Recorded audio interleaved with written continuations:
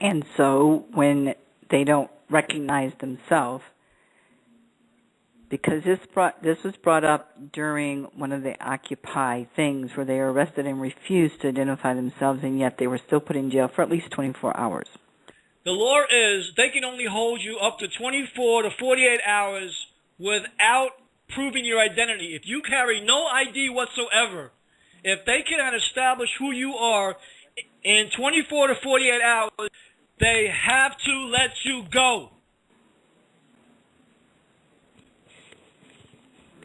Again, most people don't know the laws, number one, and they fear the police, and they definitely fear the government. And so the more people would be invested in finding out the laws, seeing how our constitutional rights we really no longer have, but they find out about the laws, that would probably help them to determine whether they want to get involved or if they're going to stay quiet.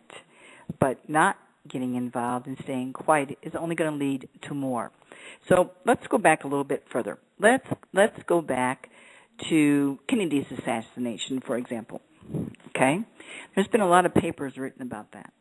And one of the people that I had on the show at one time started to talk about how it was a big cover-up by our government. And they tried to explain why it was a cover-up. I'm not so sure they explained it totally, but in your research, I know you've researched the assassination of JFK, and there's a lot of interesting facts that's never been brought up. Why was he assassinated? He was shot point-blank range by William Greer, the CIA limo driver who fired the fatal shot with a gun that had a recoilless shellfish toxin in it that blew off the top of his head, and that is why Jacqueline Kennedy tried to run out of the back of the vehicle, and the other secret agent, service agent, tried to bring her back into the vehicle because she saw William Greer, the driver, fire the shot that killed her husband. Now, that's not out there any place. So how can people find that that might be true? I've got videos that show in slow motion the actual motions of the driver, even though they doctored the Zapruder film that came out years later, it still shows the mannerisms of the driver. And where can they look at that? They can look at that on youtube.com/WEBFLIXSGUY. Say it again. youtube.com/WEBFLIXSGUY. Why did they want him assassinated? The reason they wanted John assassinated was because they had just set up the Triangle Crescent drug ring in Vietnam with the help of Bhumibol Adulyadej, Barack Obama's father, and they wanted to get the drug ring going, the network around the world, so that way they can take the drugs, put them in pharmaceuticals, and now you, unsuspecting American, have opium in all of your pharmaceuticals, making you a drug addict unbeknownst to you. And so if there's any pharmacist out there and you would like to call in to make a comment, the number to call is 347-884-8195. That's 347-884-8195.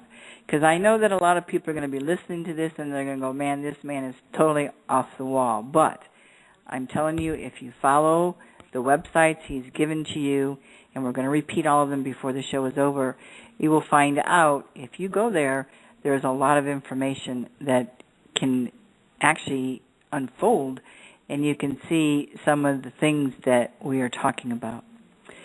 And again, a lot of people are going to sit here and not like what we have to say, because my thing was not to bash anybody, and believe me, this isn't bashing. This is actually trying to bring out the truth about what our government, along with several other governments, all have in common, and how they set different things up so they can continue to rule. You've all heard the little story about the New World Order coming in. Well, it's not really new. It's been around for a long time with the thought, but for most people, the New World Order, I think, is new to them. So let's go back now and let's talk about before we do, Nancy, go ahead.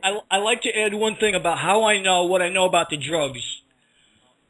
I went a number of years back, and you're aware of this, to take care of my brother to become a power of attorney before my brother died. He was in the hospital, very sick.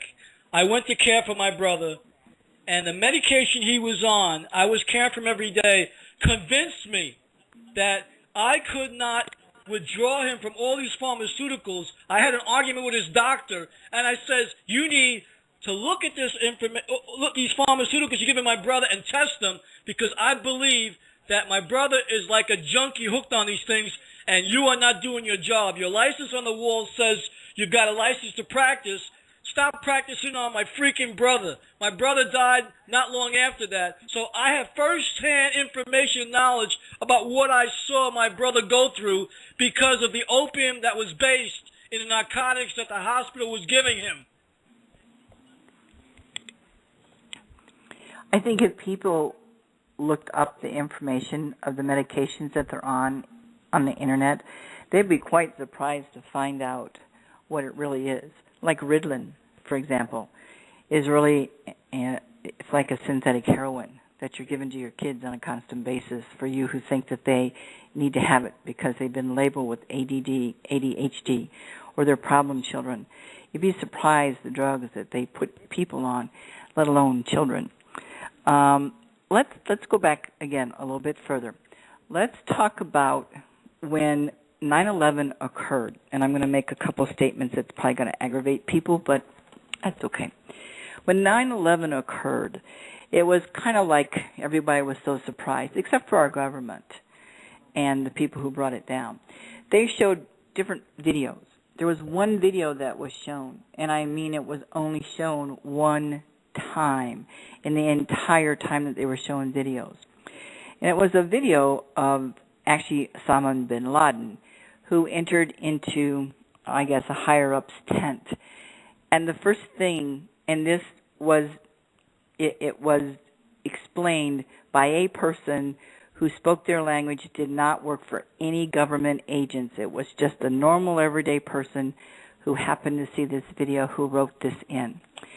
And the video said, Osama bin Laden said, as he walked into the tent, we were told it was going to happen on Thursday. Now, that doesn't sound like to me he ordered it to be done.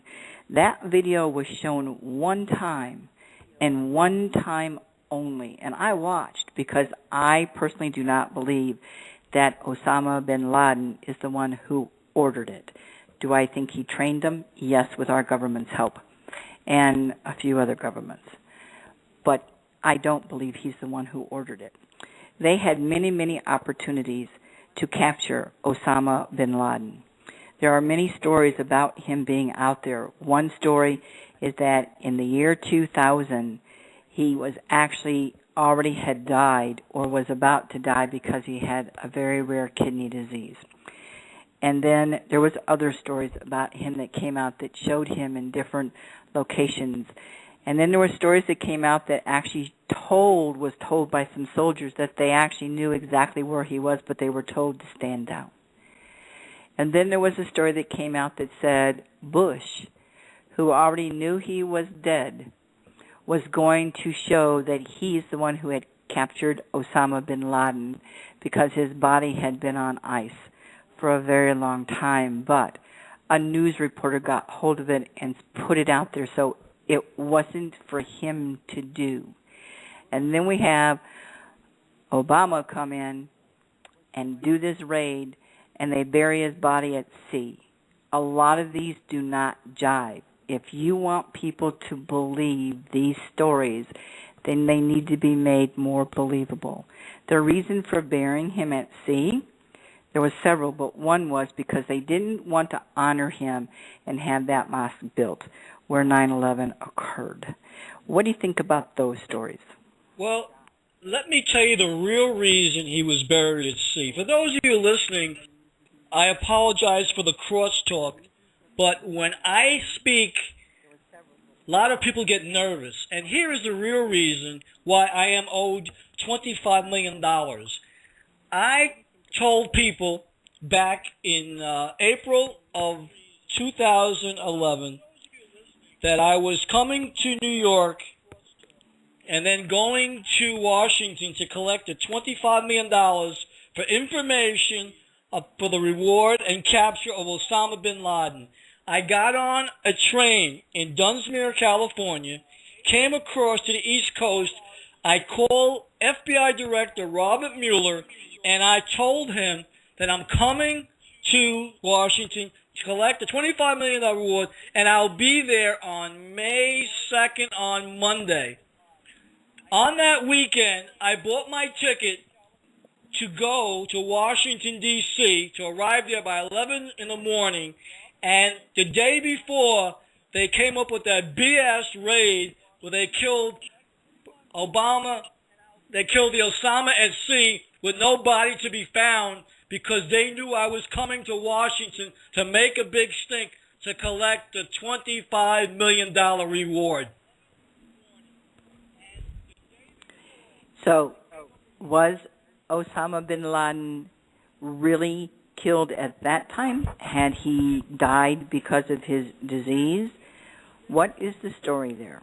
The story is, Benazir Bhutto said in early 2000 to David Frost on the air with David Frost that the real Osama bin Laden died. He died because of his disease, and soon as Bhutto went public with David Frost, she was then put under house arrest in Pakistan, and about 6 weeks later, she was murdered. So they stopped that story real quick. Yes, they murdered her. Is there any proof, any place that you can give out where they can look that up? You can go right on the internet and put in Benazir Bhutto and David Frost and say Bin Laden interview, and it's still there for people to see. See, because they have this way of getting rid of videos and interviews that they don't want people to see, which they have done to several people, including yourself. So I would do the research that he is telling you to do. It's probably going to surprise you a whole bunch. And if it doesn't surprise you, I'd be probably surprised that it doesn't. But we're going to go to a little bit of change right now because we're going to talk about a couple other things, and then we will give out the websites again that you can go check everything that was talked about during the first hour of the show. But I want to talk about the Haiti earthquake, Stephen, okay? The reason why I want to talk about that is because when that earthquake happened, I said to a lot of people, I said, I wonder what Haiti has that makes our government want to be in control of it. And everybody said to me, Nancy, you're absolutely crazy. I said, there's got to be something there. I said, now, I said to people that they wanted something, and here's why. Because when Katrina hit the United States, and the whole southern part was just totally in the vase, and just having a really hard time, it took our military at least a week to get down there and put it under military charge, let's say. But when the Haiti's earthquake occurred, within 24 hours, we already had the military there. They were already under military control. And when I heard that, I said, there is something there. And then I got a few more impressions, and I said, it probably has a lot of oil and gold. Well, about 2 weeks ago, is that, on nsm.com, and you can go back and look it up, there was a statement that came out that said that Haiti has found $20 million or billion, maybe $1 billion worth of gold.